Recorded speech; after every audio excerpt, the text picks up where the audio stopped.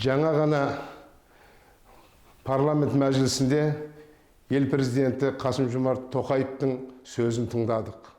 Елдік, ұлттық мүддеге тамыр тартқан сөздерді тыңдап риза болдық.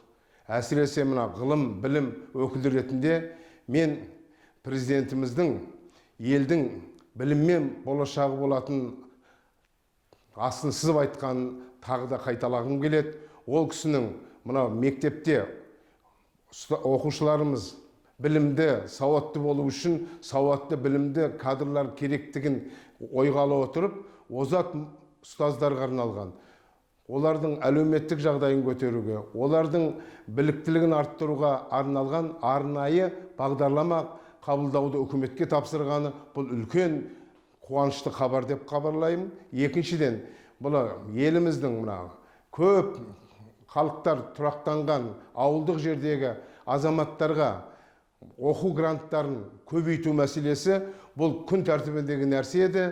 Өйткені ауылдың балаларына мүмкіншілік жасалып жатыр. 30% квота бар.